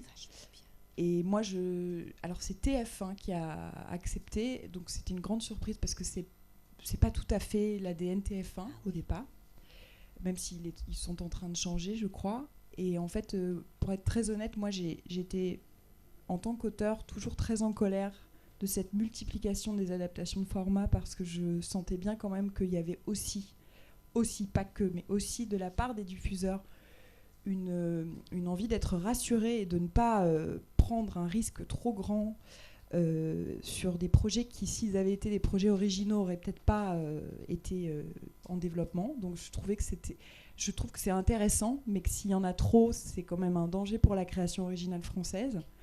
Et jusqu'à ce qu'évidemment je tombe sur cette série et que je sois tellement bouleversée, et qu'en même temps je vois aussi que c'est une série québécoise mais très anglophone culturellement, et que je vois toute la palette de réflexions que je pourrais mener avec la co-auteure avec qui je travaille, Hélène Barra-Ouzunza, pour trouver tous ces glissements, toutes ces passerelles culturelles.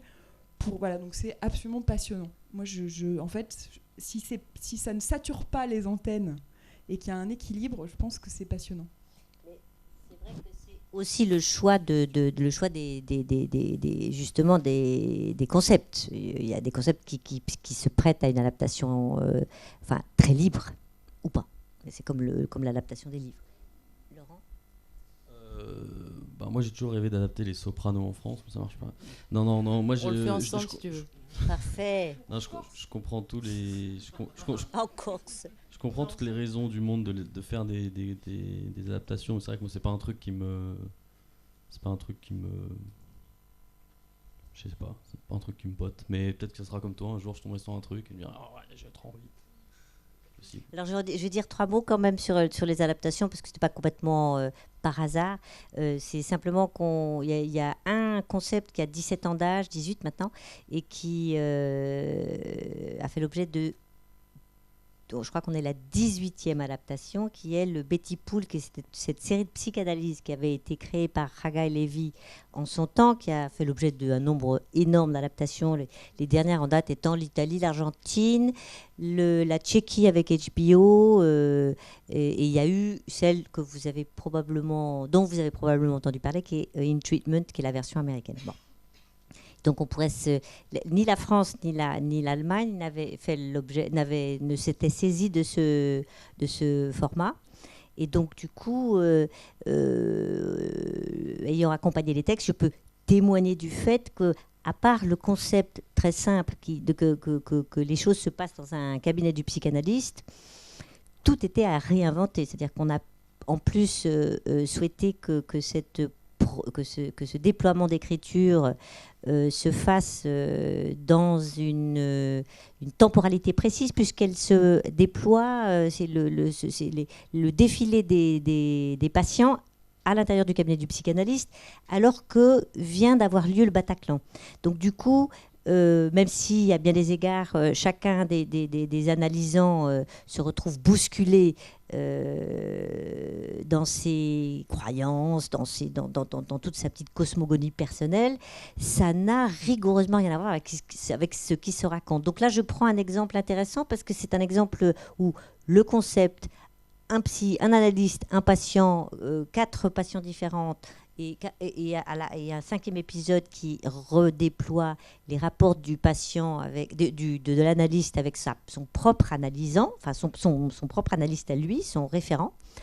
Et on s'aperçoit que toute la société et toutes les subtilités d'une société donnée peuvent se trouver à la barre de façon extrêmement différente, et qu'on peut, à partir d'un concept, arriver à quelque chose d'extrêmement original. Donc c'est une surprise, mais c'est un constat. Et c'est intéressant parce que c'est le format qui a été le plus adapté de par le monde. 17 adaptations.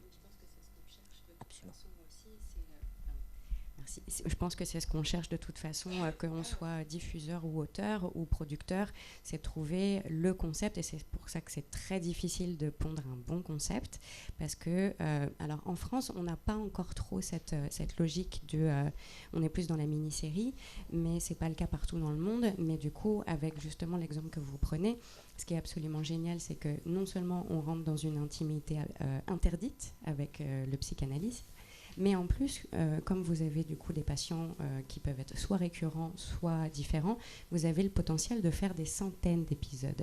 Et c'est ce qu'on cherche quand on développe une série télé. Non, si vous arrivez devant quelqu'un, enfin devant un décideur en disant la série elle se termine comme ça,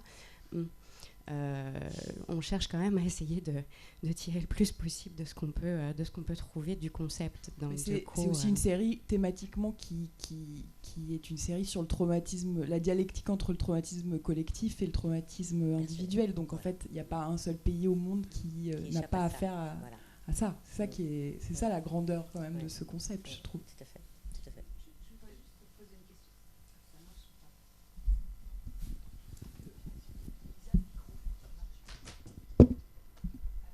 Moi, je voulais juste poser une question, est-ce que tu penses, Adrienne et tout le monde, que s'il y a des auteurs qui travaillent ensemble, rencontrés dans les ateliers, comme on a vu tout à l'heure, des auteurs, des co-auteurs de nationalités différentes, est-ce que tu penses qu'ils ont plus de chances à arriver à pondre un concept, une idée qui permettrait de voyager dans tous ces pays, ou pas? Ou est-ce que tu penses que c'est un frein? Est-ce que vous avez eu cette expérience-là? Voilà, je me demandais, est-ce que par exemple, de mettre, pour un producteur qui passerait une commande, de se dire, finalement, si je veux que ça traverse les frontières et monter de la coproduction, je vais mettre, dès le départ, des co-auteurs de nationalités différentes qui travaillent ensemble. C'est une question.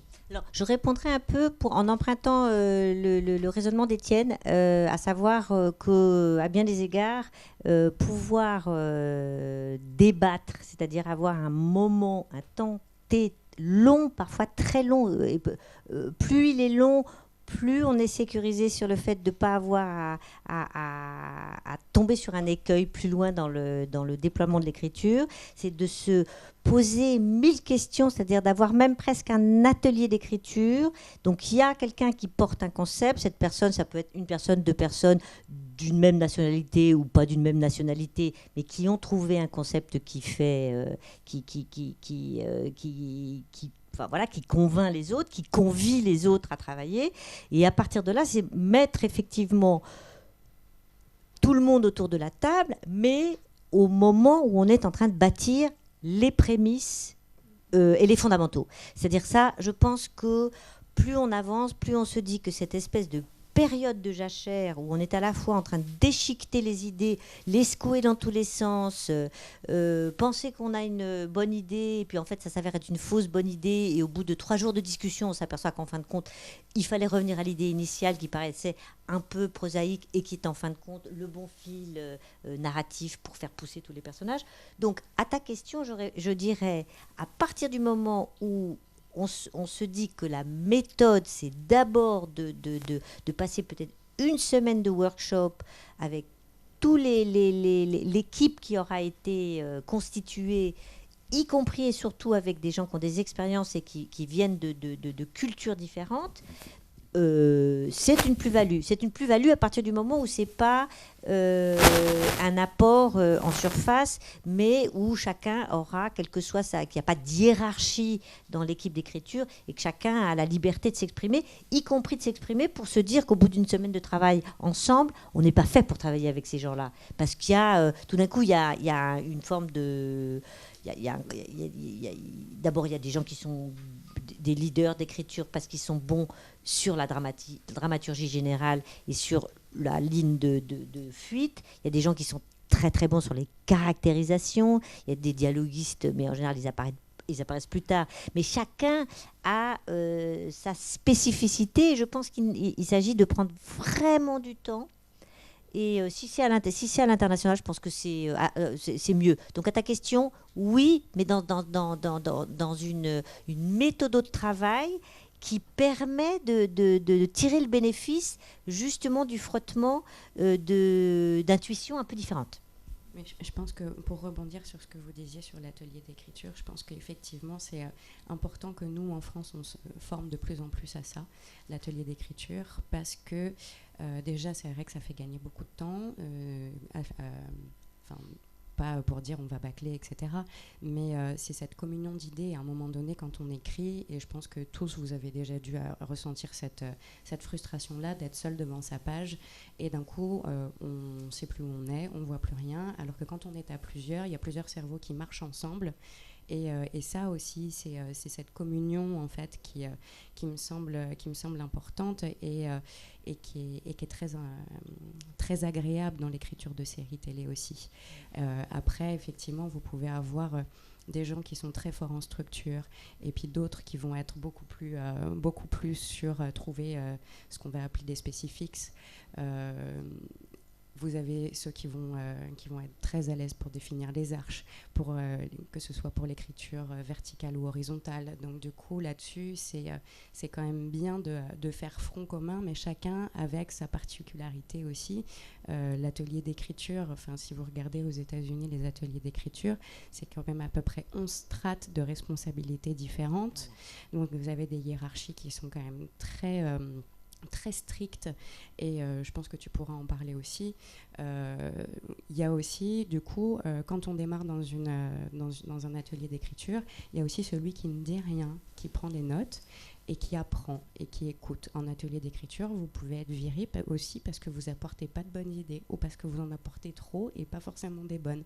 Donc du coup, tout dépend en fait un petit peu de où on se place aussi. Et je pense que si on veut travailler, encore une fois, je prends l'exemple des États-Unis parce que c'est celui que je connais le mieux, mais je pense que par exemple, travailler à l'international, il faut être aussi conscient de comment est organisé un atelier. Et de savoir quelle est sa place aussi et ce qu'on attend de chacun. Ouais, je suis complètement d'accord. C'est-à-dire que l'atelier d'écriture, c'est vraiment, pour moi, c'est vraiment l'outil le plus parfait pour développer une série feuilletonnante. C'est difficile de s'en passer et on conçoit mal qu'on l'utilise aussi peu encore en France. J'y mettrais juste le bémol. Je suis d'accord. Moi, je pense que la hiérarchie est vachement importante. Elle est décisive. Il faut vraiment, à l'intérieur d'un concept, qu'il y ait quelqu'un qui ait une vision, parce que sinon effectivement après ça peut être un duo d'auteurs, il y a des gens qui travaillent en duo et qui arrivent à partager une vision, même un trio, ça existe en Allemagne, il y a un trio d'auteurs qui travaillent toujours ensemble, ceux qui ont fait Babylone Berlin entre autres, et mais oui, cette notion de hiérarchie elle est importante, effectivement. Il faut quand même donner, ça dépend évidemment qui initie le projet, mais je crois que la force d'un projet c'est quand même de le défendre et d'être prêt à mourir pour son projet. Donc évidemment, je crois que cette hiérarchie est vachement importante et qu'effectivement l'atelier d'écriture est très utile quand il commence à partir du moment où il y a un concept qui est déjà écrit, voire un pilote. Parce que souvent, évidemment, si c'est bon, si c'est pas bon, c'est que déjà la vision n'est pas très solide et que malheureusement, ça peut arriver à tout le monde d'initier un projet et finalement de se rendre compte que on n'y arrive pas. Mais en tout cas, effectivement, l'atelier d'écriture, quand il commence, à partir du moment où, et d'ailleurs c'est l'utilisation qu'ils en font aux États-Unis, à partir du moment où il y a un concept, des arches, une Bible, un pilote écrit par un auteur principal, et qui a été validé par une chaîne. Validé par une chaîne, validé par la prod. À partir de là, on réunit une writer's room et c'est à partir de là que effectivement tous les cerveaux branchés sur la même fréquence et à creuser chaque scène, chaque dialogue, chaque conflit, etc., améliore évidemment largement la qualité, plus le rendement, évidemment, parce que en termes de productivité, ça permet de produire plus de textes plus vite aussi. C'est une bonne question à vous poser, c'est la question des rythmes d'écriture et effectivement c'est quelque chose sur lequel on s'interroge beaucoup, nous les diffuseurs qui avons intérêt à ce que les processus créatifs soient les plus dynamiques possibles. Effectivement, l'idéal, ça serait de pouvoir définir. Est-ce que vous êtes en fait, ma question, je vais la poser autrement. Est-ce que vous êtes content avec la manière dont sont définis les moments de validation avec les antennes, qui nécessairement sont des gens qui sont beaucoup plus éloignés du texte, qui ne doivent pas se substituer à vous en termes de travail d'écriture et qui doivent garder une distance maligne de maïeutique, de la bonne question. C'est-à-dire que c'est la question qui adresse un bout sur un personnage ou un rythme ou une fin d'épisode. Et puis, vous allez proposer, le mieux, c'est quand les auteurs nous proposent des réponses auxquelles nous n'avions pas songé, parce que nous ne sommes pas scénaristes et nous n'avons pas l'intention de l'être. Donc, le rythme, est-ce que vous trouvez que ça, c'est aussi quelque chose qu'il faut déployer et faire entendre, c'est le retour rapide? Alors, moi, je pense qu'à chaque projet son rythme, à chaque équipe son rythme. De toute façon, ce serait quand même assez compliqué de tout mettre sur le même plan. En revanche, en tant qu'auteur, je trouve ce que je ressens moi et ce qui me revient, c'est le vrai problème du développement pour les auteurs, c'est le moment des arches, qui sont et parlons d'argent en fait, parlons vraiment. C'est-à-dire que les arches, la période la plus sensible, la plus complexe, la plus fragile, elle est souvent très sous-évaluée pour les auteurs. Donc en fait, les gens font ce qu'ils peuvent, mais c'est compliqué de demander une grande disponibilité quand on a un projet à 3 à 4 auteurs pendant un atelier, si les gens sont payés pas suffisamment pour vivre, donc sont obligés de multiplier les projets, etc. Donc en fait, moi, c'est pas tellement en termes de temps pour répondre à ta question, c'est plutôt en termes d'échéance et d'étapes décisives qu'il faudrait repenser un peu les choses. Parce qu'une fois qu'on a des arches qui sont validées par une chaîne et que tout le monde est d'accord, parce que la vision du projet, c'est la même pour tout le monde, ça y est, chacun ne fantasme plus dans son coin sur le projet, mais on a un document qui... Une fois que ça s'est lancé, après c'est bien plus rapide, normalement. Oui, en fait, ça recoupe la fonction de l'atelier d'écriture. Et effectivement, de considérer que c'est là est la plus-value, c'est-à-dire d'avoir mis à l'épreuve une équipe qui puisse s'entendre sur le long terme, d'avoir défini, effectivement, j'irais peut-être pas jusqu'au fait d'avoir d'écrire le premier épisode, mais effectivement, c'est idéal. Et on pourrait considérer que les antennes soient en situation d'avoir à considérer qu'une fois qu'elles ont ça, qu'elles ont un épisode, même le traitement du premier, et les arches et une équipe qui a envie de travailler au long terme, effectivement, c'est ce qu'il y a de plus riche. Oui, je voulais juste dire un mot. Je ne suis pas non plus spécialiste des échéances, vu que c'est beaucoup du travail en école que j'ai fait. Mais pour cette partie-là, vu que on va travailler sûrement sur des rythmes parfois très soutenus. Merci. On a dit qu'il y avait des gens qui étaient plus forts en structure, d'autres plus forts en dialogue, etc. etc. Mais à notre étape à nous et à votre étape pour tous les jeunes, c'est important de savoir quels sont nos points forts à l'étape de maintenant tout de suite et travailler les points faibles. Parce qu'il y a un moment où quand ça va très très vite, les lacunes se voient cruellement, quoi. Et donc on prend une feuille, on fait je suis fort à gauche, je suis fort en ça et je suis nul en ça, et vraiment bosser les... Voilà, c'est ce que je conseillerais. Et après, je vous inviterai aussi dans la relation qui consiste justement à être dans une situation où les scénaristes que vous êtes soient un peu confortables, parce que je sais qu'ils le sont rarement. Hein, on peut être de l'autre côté de la barrière et avoir une grande conscience de ça. C'est d'être malin et de bien travailler vos pitchs originaux et d'être capable vraiment d'oublier le contexte, d'oublier les thématiques ou les arènes dans lesquelles poussent vos personnages pour d'abord nous accrocher de manière affective à à celui qui va nous faire rentrer dans l'histoire et qui peut en quelques pages, alors que vous donnez le sentiment d'être dans la fiction. Je citerai un exemple intéressant parce que je trouve qu'il est très parlant. Il a été question, et sans que nous y prêtions, que nous donnions vie à ce projet, de mettre en scène un ancien ministre que vous reconnaîtrez mais que je ne nommerai pas, et qui avait un rapport à la vérité, au mensonge un peu approximatif. Et donc la proposition était une proposition extrêmement construite d'un point de vue documentaire, absolument impeccable, mais qui ne respirait assez peu de fiction. Alors qu'il y avait un terrain spontané sur lequel on aurait pu déployer ce personnage, puisque ce personnage a eu l'espèce de bizarrerie, mais qui est très fiction, de planquer un chien d'aveugle. Ça vous évoque quelque chose? Non, ça n'évoque rien.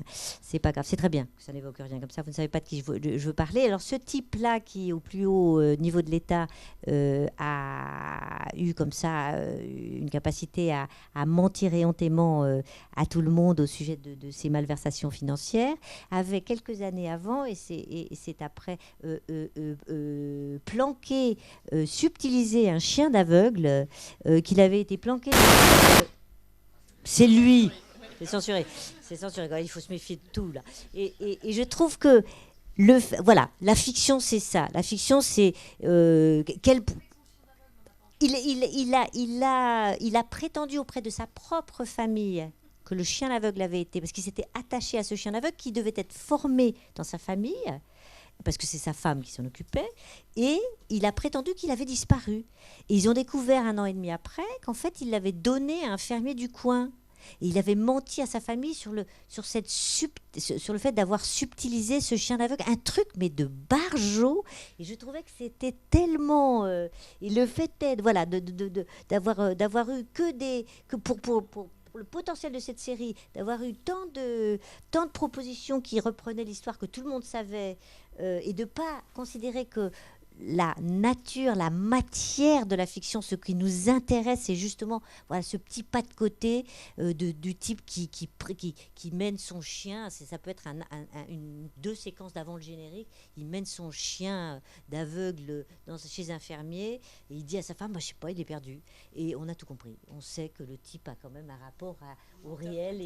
Et je trouve que ça, c'est vraiment... c'est ça, c'est d'être capable, même si vous allez nous emmener sur un terrain, sur une arène très complexe, de partir par le quelque chose qui fait qu'un autre personnage que le personnage est tellement différent d'un autre.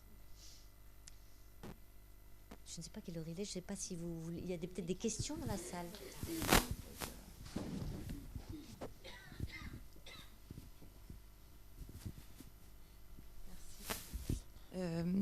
Bonjour, merci pour vos interventions. J'ai 2 questions. Une par rapport au début, c'est-à-dire vous parliez des différentes formations.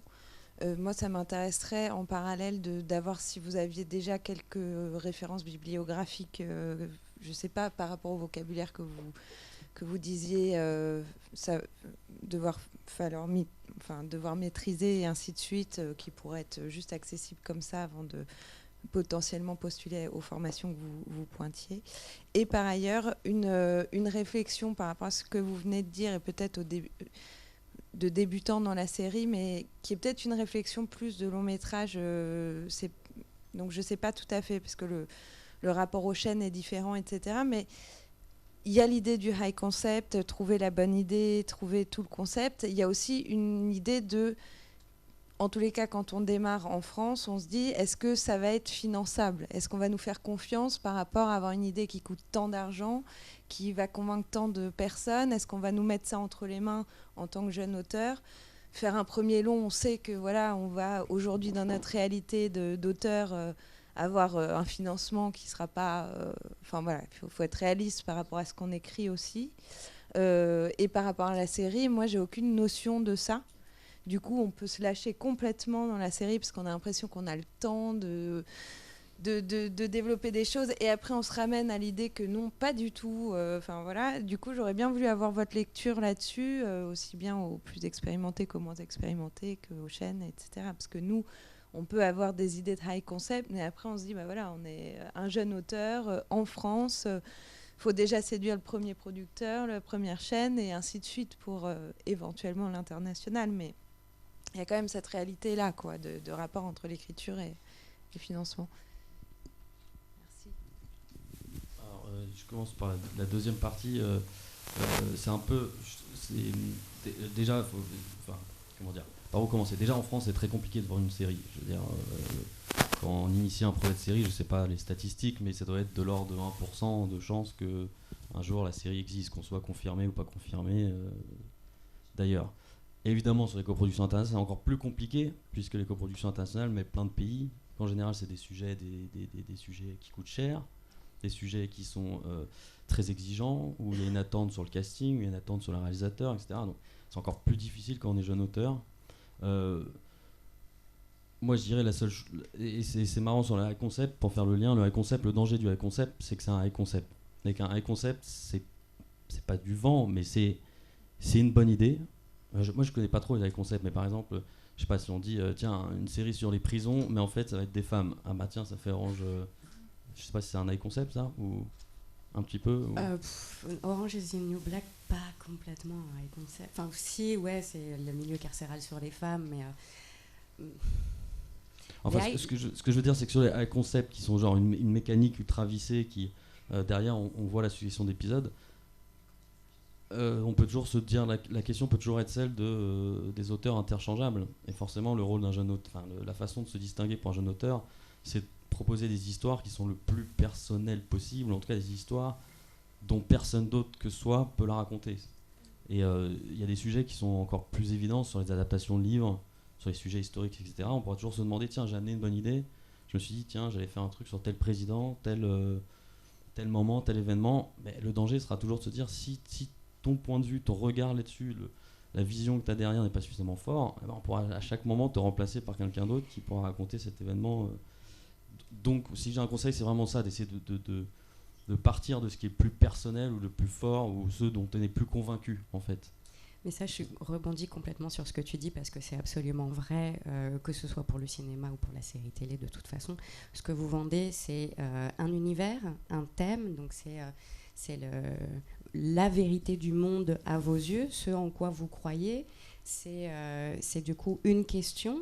Quand on parle de sérialité, du coup, c'est que du coup, je parlais d'addiction tout à l'heure. C'est comment est-ce qu'on fait revenir le spectateur ou le téléspectateur à chaque fois, chaque semaine, sur chaque nouvel épisode. C'est parce qu'on veut la réponse à une question. Donc du coup, il y a aussi ça. C'est ça qui va faire qu'on va revenir là-dessus. Mais effectivement, ça doit être quelque chose qui soit une petite partie de vous. On n'est pas en train de dire... Ça, je suis totalement d'accord. Je veux dire, quand on écrit, de toute façon, on part de soi. Ça oui. Et du coup, la distinction avec le high concept. Après, ma question, elle était aussi par rapport à l'idée de la mise en production de ça. Et on sait que... Voilà, développer une idée, mais même au sein du court-métrage d'abord, puis au sein du premier long ensuite. Et du coup, je pose la question de ça par rapport à la série, parce que moi, je n'en ai pas de notion de savoir, voilà, on a son idée, espérons-le, on l'espère tous, suffisamment personnel et avec un point de vue qu'on va suffisamment défendre, mais voilà, dans un arène, pardon, je sais jamais d'ailleurs si on dit une ou un arène, une arène, pardon, dans une arène où qui est bien trop chère, en fait, pour défendre cette idée. Enfin, je sais pas, je pose la question, mais il y a quand même une idée à se poser là-dessus quand on démarre. Je pense que, si je peux répondre, moi, je crois que d'abord, une série, ça s'écrit pas seul. Donc, en fait, quand vous êtes un jeune auteur avec un concept, c'est très concret, c'est très pragmatique, ça se passe au moment du contrat, par exemple. Quand vous êtes optionné par un producteur, c'est votre premier projet. Un producteur, il va être le garant de la fabrication, il va prendre des risques, il va avoir besoin d'être rassuré. Et comment être rassuré en face d'un jeune auteur qui n'a pas été encore au bout d'une œuvre. Donc en général, ce qu'il y a dans les contrats, c'est une clause qui vous engage à ne pas pouvoir refuser la collaboration avec d'autres. Il y avait ce qui s'appelait une clause de substitution, qui est quelque chose qu'il faut faire vraiment regarder par les juristes de la SACD ou un agent quand vous en avez un. Et il y a aussi des clauses où vous pouvez, d'un commun accord, choisir avec votre producteur, puisque de toute façon, vous serez face à ce cas de figure, quelqu'un avec qui vous allez travailler. Donc je pense que c'est plutôt comme ça, en fait. C'est pas une question d'argent, c'est pas une question de coût de série. Vous n'êtes pas dans cette problématique. Est-ce que le producteur va pouvoir avoir une série écrite au bout par vous et qui d'autre, en gros. Moi, j'avais envie de donner la parole à Louis aussi pour qu'il nous parle des projets qui sont arrivés dans le Fonds européen d'écriture internationale pour recentrer un peu le débat sur l'international, parce que c'était un peu notre débat. Et la diversité des projets qui sont arrivés, qu'est-ce qui a séduit particulièrement la Commission? Peut-être tu pourrais nous dire un peu de justement c'est quoi qui a séduit les commissions? Qu'est-ce qui a fait la différence sur les projets que vous avez reçus? C'est un début, puisque on est en train de construire ce dispositif qui est nouveau, mais si tu as un peu un avis, un premier bilan. Alors, ces fonds, ces coécritures de coproduction internationale, c'est bien européenne et francophone. Je le dis parce que c'est important, et en l'occurrence, on a reçu pas mal de projets franco-européens et moins de projets francophones aujourd'hui. un petit peu plus au dernier dépôt, puisque donc il y a eu 3 dépôts depuis début 2018, avec une grande diversité de genres, beaucoup d'historiques, évidemment parce que ça se prête à la coécriture, mais pas seulement, beaucoup de genres, globalement, enfin ce qu'on appelle le genre, et toutes les différentes choses que ça peut recouper. Et pardon, la question est un peu large. Sur le travail de la commission, la commission cherche en effet sur cette partie-là du fond, la commission travaille en se posant un peu 2 questions. D'une part, et d'abord, je dirais, la force du projet et de ce qui est présenté, et deuxièmement, l'aspect qui est plus lié au projet de coécriture, pour le coup, et donc comment les choses vont s'organiser, qu'est-ce que les différents auteurs au sein de l'équipe vont apporter, et comment ils envisagent ce projet de coécriture, et comment ils vont aller jusqu'au, puisque l'objet de l'aide est d'aller jusqu'à un pilote dialogué, comment ils vont organiser ce travail en atelier, avec éventuellement un atelier qui peut commencer avec 2 auteurs et puis qui peut s'étendre un petit peu, bien que souvent cette extension au-delà du nombre d'auteurs qui sont créateurs de la série se fasse plutôt quand un producteur entre dans la boucle. Voilà, pardon, sinon je risque de... Mais... Et ils se sont arrêtés sur quel type de série finalement ? Alors, là, les 3 qui me viennent, c'est les 3 qui ont été, parce qu'on on en avait discuté un petit peu à Sérimania en public, 3 projets qui étaient, notamment donc, le projet de Laurent Mercier et Alexander Lind, qui est un projet de coécriture donc franco-allemand. Il y a pas mal de projets franco-allemands, ce qui recoupe aussi ce qui s'est dit tout à l'heure. Il y a qui est un projet qui n'est pas un projet historique, qui est un projet... je laisserai Laurent Mercier peut-être dire rapidement en 2 mots le qualifier. C'est un projet d'anticipation sociale. Ça explore la réinsertion des prisonniers dans la société autour d'un concept qui imagine une ville en Allemagne qui est choisie pour un programme social de fermeture de sa prison et de réinsertion de l'ensemble de ces prisonniers dans la société via... avec tout un suivi psychologique, un travail communautaire, le port de bracelets électroniques qui les traquent à des endroits, etc. Et l'idée de base, c'est de dire que cette loi progressive, c'est l'anglais progressiste, c'est en anglais, est très bonne, qu'elle est bonne, mais le problème, c'est est-ce que la société est prête à vivre à côté de criminels, à donner une deuxième chance à des criminels qui viennent de tout horizon, que ce soit tout type de criminalité. Et au-delà de tout ça, c'est l'histoire d'un progrès social. C'est comment une loi peut, à partir, s'il y a un changement politique au sein de la ville, etc., est-ce que d'un seul coup, cette loi qui peut d'un seul coup être d'une certaine manière mener à une utopie, en tout cas améliorer la société, peut d'un seul coup se retourner et finalement mener à une dystopie. Non, c'est avec un auteur allemand que j'ai rencontré à Serialize, qui faisait partie de ma promotion à Serialize. Voilà, et 2 autres projets rapidement. C'était un projet qui était un projet de comédie qui se passe à Cotonou, un projet qui se passe aussi dans l'époque contemporaine, mais à Cotonou. Et le 3e projet qui était présenté, c'était un projet historique qui définit ce que les auteurs qui se sont aussi rencontrés à Serialize définissent d'une manière assez étrange, dont je me souviens plus très bien à vrai dire, mais c'est du fantastique croisé avec de l'historique. Enfin, pardon pour la pureté du genre, mais là en l'occurrence ça croise les deux sur l'après-guerre dans une ville allemande sous occupation française.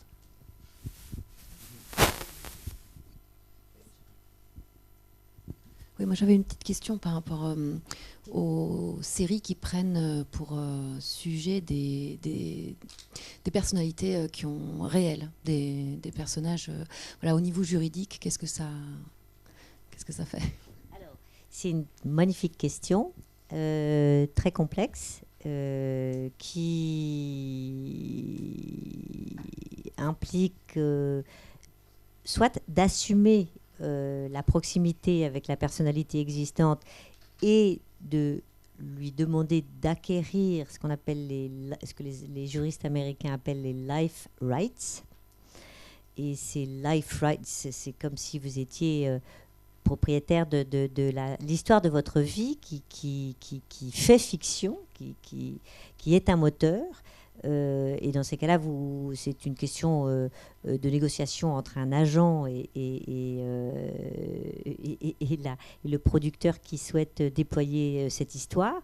Et après, c'est la définition à l'intérieur de ces life rights du droit de regard de la personne dont on fait la biographie ou dont on utilise le personnage, le droit de regard de lui ou de ses ayants droit sur la manière dont on en fait le portrait. Donc ça peut s'avérer, en fonction de l'interlocuteur auquel vous vous intéressez, de sa visibilité, de sa notoriété, de sa médiatisation, ça peut donner des résultats très très très divers. Alors peut-être que quelqu'un d'autre a d'autres expériences de ça. En ce moment, on travaille avec Nora Melli chez Aleph One et Gilles Bagné, le réalisateur, sur un projet sur le vol MH370 de la Malaysia Airlines qui n'a jamais été retrouvé, le vol Kuala Lumpur-Pékin. Et là, en l'occurrence, c'est l'adaptation du livre de Guylain Watrelot, qui est l'auteur, qui est le français, le seul français concerné par l'affaire, dont la femme et les 2 enfants étaient dans l'avion, donc qui ont disparu. Et donc, qui a écrit un livre, donc on adapte. Donc là, pour ce coup-là, vu qu'on adapte son livre, pour tout ce qui le concerne lui, il accepte puisqu'il a déjà publié le livre et que la production prend les droits. Par contre, étant donné que c'est une série qui veut vraiment aborder toute la question, etc., et qu'il y a je ne sais pas combien d'acteurs politiques de l'aviation civile malaisienne, chinoise, il y a énormément de personnages réels, c'est une vraie histoire. Effectivement, là, juridiquement, il y a un besoin de fictionner un certain nombre de personnages parce que derrière, évidemment, déjà, on n'a pas envie de dire n'importe quoi. Il y a plein de choses qu'on ne peut pas savoir. Autant il y a des personnages qui collaborent, soit comme consultants, soit juste par sympathie, qui racontent leur histoire et qui ne sont pas gênés par le fait qu'on la raconte. Autant il y en a d'autres, forcément, c'est plus problématique. Effectivement, tu peux pas être. Après, tu prends le risque d'être attaqué sous diffamation, et il y a même des films ou des histoires dont la distribution après est bloquée par des problèmes juridiques. L'autre option, moi ça m'est arrivé, j'ai travaillé sur la saison 6 d'Engrenage, c'est de extraire la substantielle moelle d'une histoire qui vous intéresse et de tout flouter en fait, et de vraiment créer de la fiction autour. Voilà. Mais il faut que ce soit un sujet et que ça dépasse largement la personne. Voilà. Après, je pense qu'il y a aussi les interlocuteurs dont on construit une série autour de leur biographie. C'est qu'en général, ils ont un niveau de notoriété et de visibilité qui est moteur. Donc la dimension marketing du fait que leur nom soit associé, voilà. C'est in fine, vous pouvez raisonner par analogie et par bon sens, parce que c'est des questions qui se posent aussi en documentaire et qui ont beaucoup évolué dans le rapport à la représentation documentaire, et qui font que voilà, si vous êtes en train de faire quelque chose de très hagiographique sur quelqu'un, il aura probablement plus de facilité à vous donner une autorisation que si vous lui cartonnez la figure et que vous le transformez et que vous profitez. Voilà, faites confiance à votre bon sens. Oui, je crois qu'effectivement le seul truc, c'est de la diffamation. C'est-à-dire que si tout ce qui appartient dans le public, si on fait un biopic sur Sarkozy, tout ce qui a été fait sur Sarkozy, tout ce qu'il a dit ou tout ce qui a été su d'un point de vue public, il n'y a pas le droit de te reprocher de le mettre. Oui, mais tu as le droit de mettre en scène complètement. Ouais. Après, à partir du moment où tu es dans la diffamation, c'est-à-dire tu vas imaginer quelle est la relation avec sa femme, avec son machin, etc., alors que tu n'en as pas la preuve, là, effectivement, tu passes la limite, quoi. J'ai juste une petite question, je te passe le micro après. Je rebondis sur l'expression qu'a empruntée une consoeur en disant nous, en tant que jeune auteur, on apporte une idée ou un concept, parce qu'évidemment, si on parle de série télé et qui plus est à l'international, l'idée doit être déclinable à l'envi, voire à l'infini. Du coup, c'est plus un concept qu'on apporte.